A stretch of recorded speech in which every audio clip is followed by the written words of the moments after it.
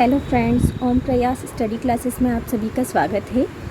आज है 24 सितंबर 2023 और आज के सेशन में हम देखेंगे previous year RS question paper with solution. इसमें हम 2021 के आरएस पेपर का सॉल्यूशन करेंगे। उसमें स्पेशली हम राजस्थान कला संस्कृति और राजनीति के महत्वपूर्ण प्रश्नों के बारे में चर्चा करेंगे। तो फिर शुरू करते हैं आज का सेशन। क्वेश्चन नंबर 1 है, रूमा देवी के बारे में निम्न में से कौन सा कथन सही है? उन्हें हस्तशिल्प के क्षेत्र में जाना जाता है। हाँ, बिल्कुल सही है। वे जसरापुरा खेतड़ी गांव में पली बड़ी थी। नहीं, रूमा देवी बाड़मेर के रावतसर गांव में पली बड़ी थी।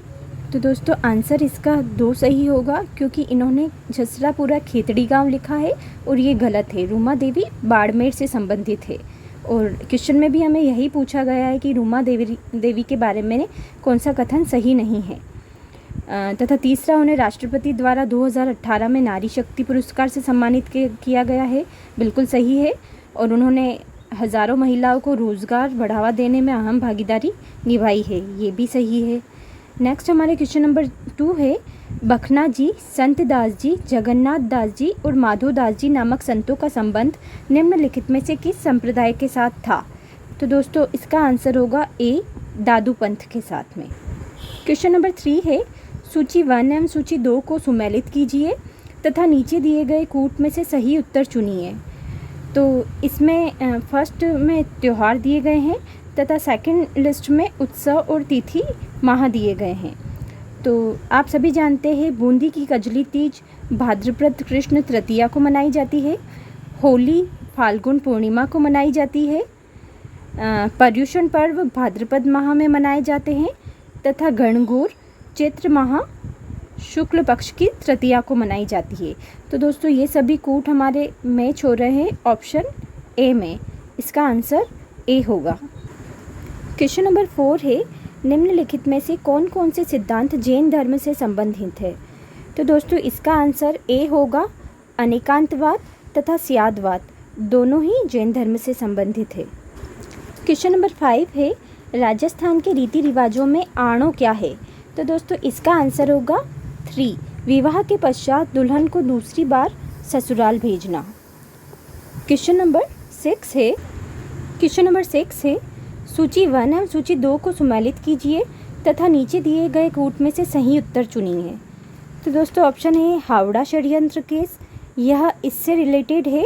जतेंद्र नाथ मुखर्जी, लाहौर षड्यंत्र केस से रिलेटेड है राजगुरु, दिल्ली षड्यंत्र केस से रिलेटेड है मास्टर अमीचंद तथा अलीपुर षड्यंत्र केस से रिलेटेड है अरविंद घोष।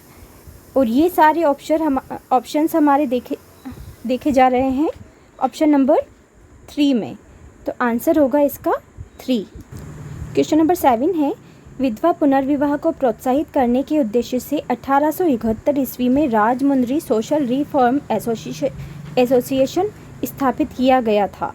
किसके द्वारा किया गया था? आंसर होगा 1, वीरेश लिंगम द्वारा। क्वेश्चन नंबर 8 है, इंडियन इंस्टीट्यूट ऑफ साइंस की स्थापना बेंगलोर में कब और किनके प्रयासों से हुई थी? तो इसका आंसर होगा ऑप्शन 3, 1909 में जमशेद जी टाटा द्वारा। क्वेश्चन नंबर 9 है, उस क्रांतिकारी महिला का नाम बताइए जिसने बिजोलिया किसान आंदोलन में भाग लिया और उसे गिरफ्तार किया गया तथा 1930 के सत्याग्रह और 1932 के सविनय अवज्ञा आंदोलन में भाग लिया और जेल गई। तो दोस्तों इसका आंसर होगा ऑप्शन ए, रमा देवी।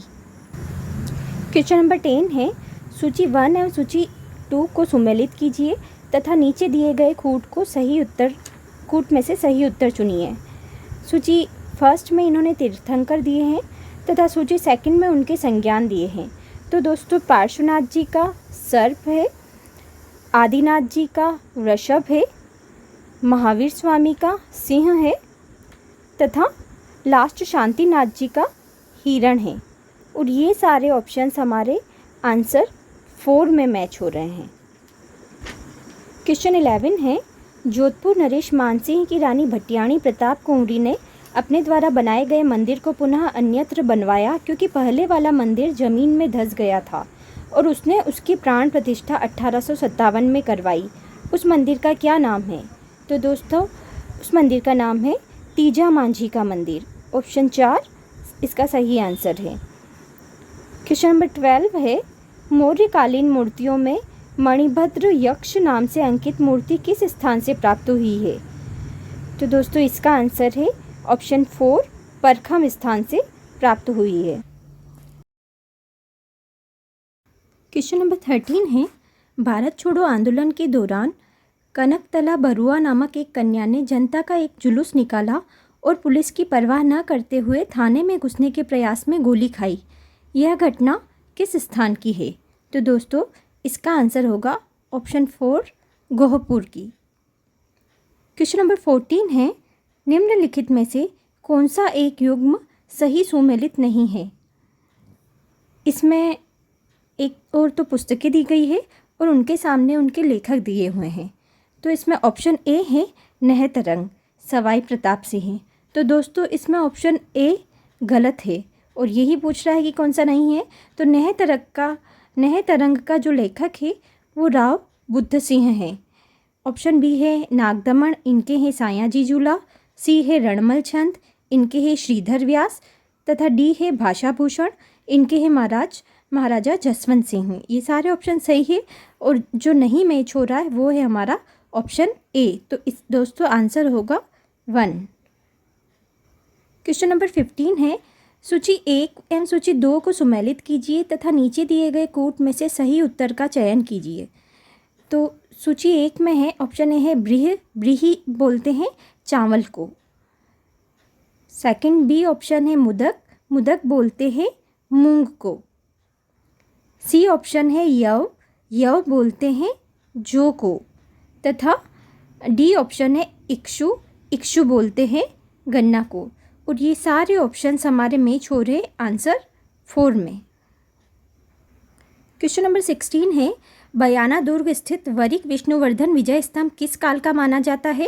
तो इसका आंसर होगा ऑप्शन 4 गुप्त काल का। क्वेश्चन नंबर 17 है, आहड़ सभ्यता के बारे में निम्न कथनों पर विचार कीजिए। ऑप्शन ए है आहड़वासी तांबा गलाना जानते थे, बिल्कुल सही है। बी है ये लोग चावल से परिचित नहीं थे, तो ये रॉन्ग है, वो परिचित थे। सी है धातु का काम आहड़वासियों की अर्थव्यवस्था का एक साधन था, जी हाँ ये भी सही है। ऑप्शन डी है यहाँ से काले लाल रंग मृदवांड मिले हैं जिन पर सामान्यतः सफ़ेद रंग से ज्यामितीय आकृतियाँ उकेरी गई है। तो दोस्तों इसका आंसर होगा option A, C M D. और ये तीनों ऑप्शंस हमारे मिल रहे हैं ऑप्शन ए में। क्वेश्चन नंबर 18 है, सेंट्रल इलेक्ट्रोकेमिकल रिसर्च इंस्टीट्यूट की स्थापना अलगप्पा चेटियार, डॉक्टर शांति स्वरूप भटनागर एवं पंडित जवाहरलाल नेहरू के प्रयासों से कहाँ और कब की गई? इसका आंसर होगा ऑप्शन बी कराईकुड़ी में 1953 में। क्वेश्चन नंबर 19 है, टोटी आभूषण शरीर के किस हिस्से में पहना जाता है? तो दोस्तों इसका आंसर होगा ऑप्शन 4 कान में पहना जाता है। क्वेश्चन नंबर 20, सूची 1 व सूची 2 को सुमेलित कीजिए तथा नीचे दिए गए कूट में से सही उत्तर चुनिए। ऑप्शन ए है गागरोन का युद्ध, ये कब लड़ा गया था? आप सभी जानते होंगे, यह 1519 में लड़ा गया था। सारंगपुर का युद्ध ये 1437 में लड़ा गया था। सुमेल का युद्ध 1544 ऑप्शन 2 है इसमें। तथा साहिबा का युद्ध ये लड़ा गया था 1541-42 में। तो दोस्तों ये सारे ऑप्शंस हमारे ऑप्शन किस में मैच हो रहे हैं? 2 में। क्वेश्चन 21 है, राजस्थान में कहाँ वैदिक यंत्रालय छापाखाना स्थापित किया गया था? इसका आंसर होगा ऑप्शन 3 अजमेर में। क्वेश्चन 22 में भी हमें सूचियाँ दी गई है जिसे हमें सही कूट का चयन करना है।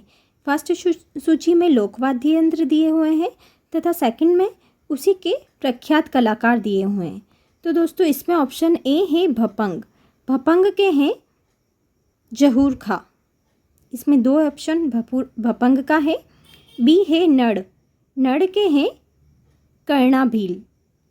सी है अलगोजा, इसके है रामनाथ चौधरी, तथा डी है खड़ताल, इसके प्रख्यात कलाकार हैं सदिक खां। और ये सारे ऑप्शंस हमारे मैच हो रहे हैं।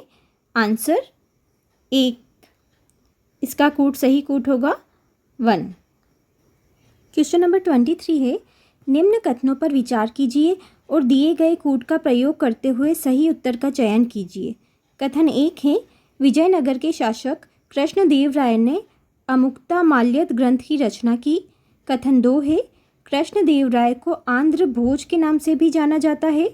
कथन 3 है, उनके दरबार को अलसानी पेडुना नामक राजकवि सुशोभित करता था, जो संस्कृत एवं तमिल दोनों भाषाओं का ज्ञाता था।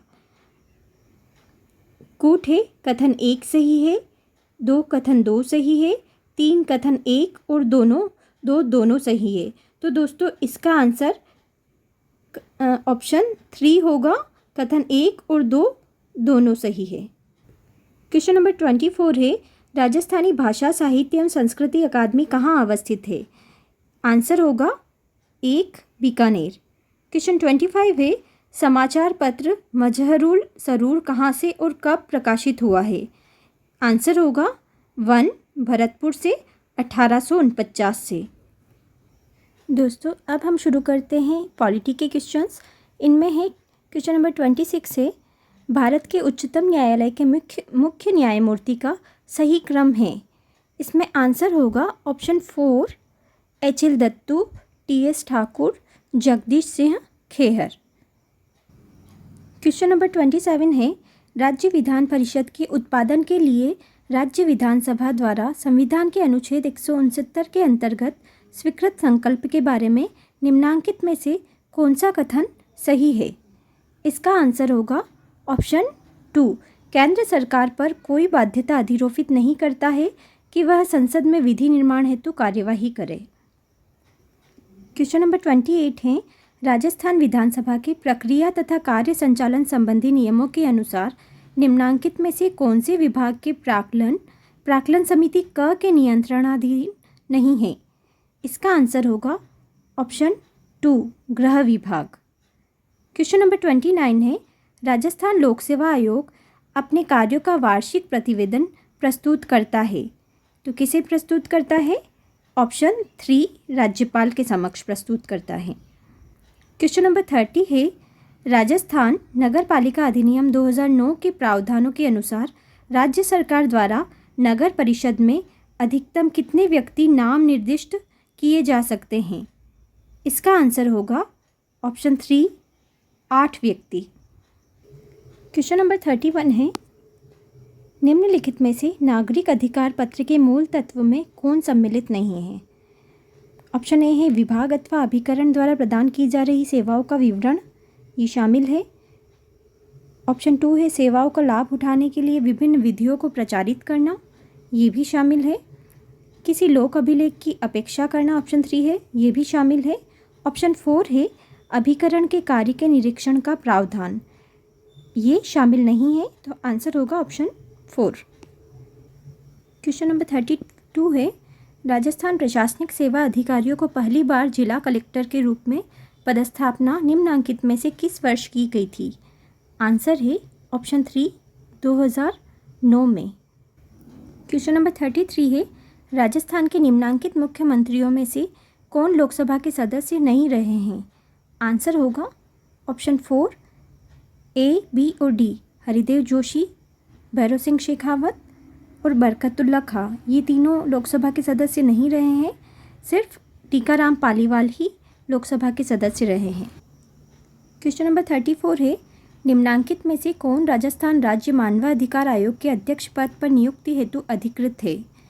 आंसर है ऑप्शन 2 उच्च न्यायालय का मुख्य न्यायाधीश।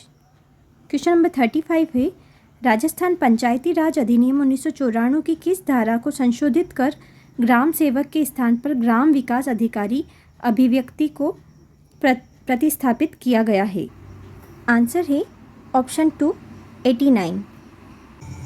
दोस्तों बाकी के क्वेश्चंस हम कल देखेंगे। वीडियो पसंद आया हो तो लाइक शेयर सब्सक्राइब कीजिएगा। Thank you for watching this video.